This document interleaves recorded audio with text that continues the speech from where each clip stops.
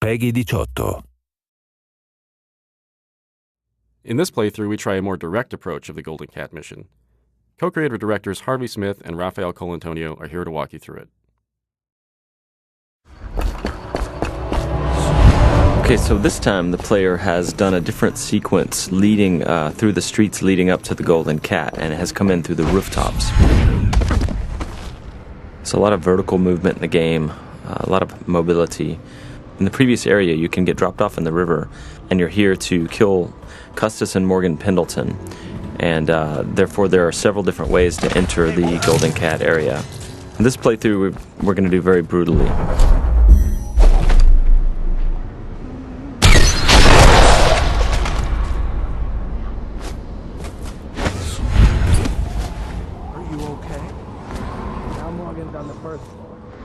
Need to get the men in position. The Ivory Room. All I can tell you is it's very heavily soundproofed. I'll leave the rest to your imagination. Custis is easier to know. Some night you just... Why would anyone pay for that? Rats, plague, elixir, bunch of crap. Huh?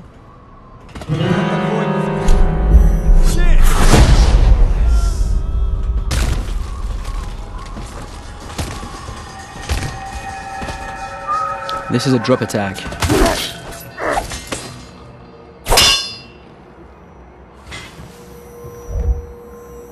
Talk to that nice girl again. The one I told you about. But you're at the Golden Cat, right? Yeah.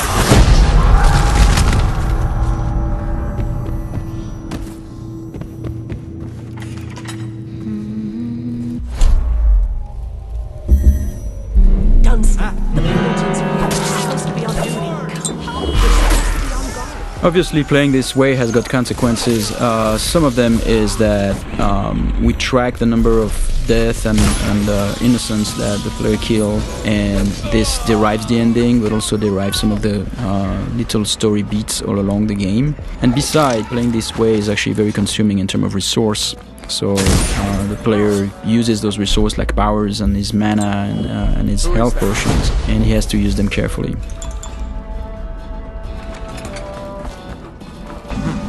Might be worth checking out.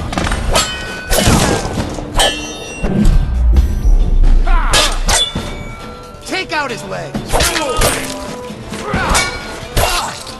So here the player stopped time just before the guards have fired their pistols, and he's planting a spring razor there. When time resumes, it will kill them both.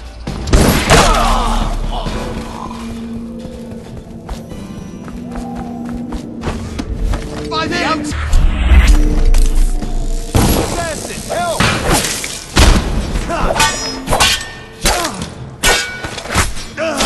Game's combat with the sword, the melee combat, involves blocking and counterattacks if the blocking is timed correctly. I hear you.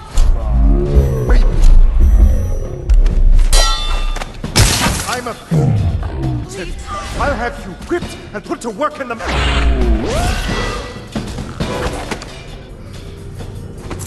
So both targets have been assassinated.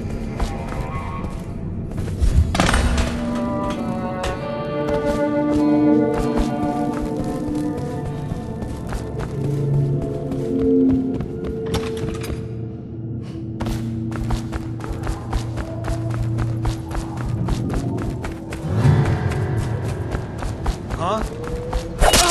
Someone help me out! Someone get over here! Help! Someone...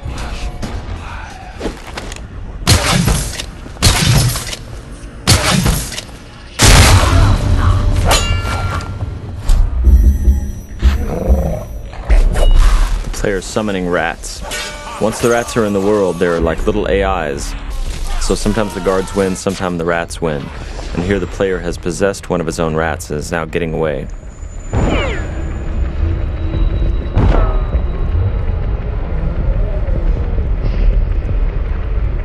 And that's the end of the violent, messy playthrough of the Golden Cat.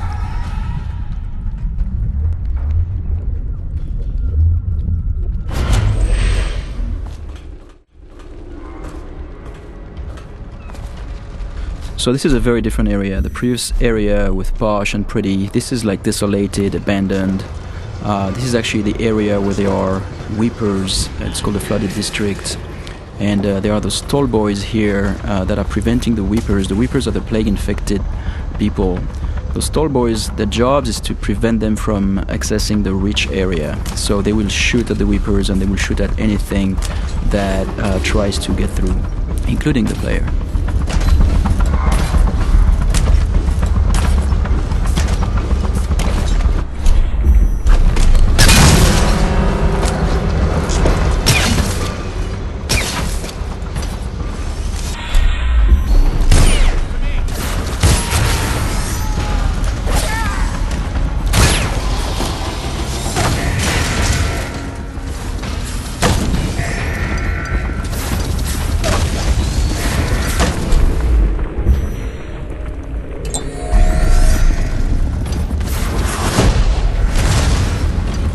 Here we're using wind blast to bounce back the arrows at the tall boys.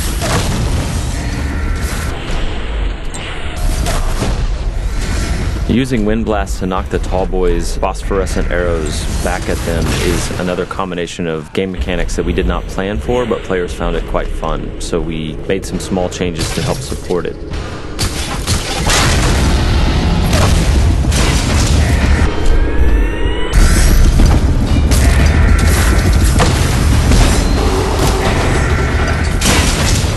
These Stiltwalker guards, the tall boys as they're called, have vulnerable tanks of whale oil on their backs that they use for their incendiary arrows. And so periodically the player is shooting at those tanks, stopping time, trying to get behind them. The shields all around them are actual breakable wooden shields, so they absorb some of the player's shots, but periodically the player breaks one of them off. Here the player just possessed a tall boy and he's going to escape the area through those wall of lights here via tall boy. So the wall of light is a Tesla-like security device that's a powerful electrical field, and the guards at the beginning of their shift are attuned to it so they can walk through it, but the player cannot unless he hacks it.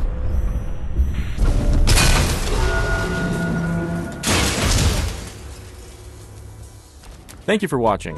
For an alternate approach, check out youtube.com/Dishonored or Dishonored.com.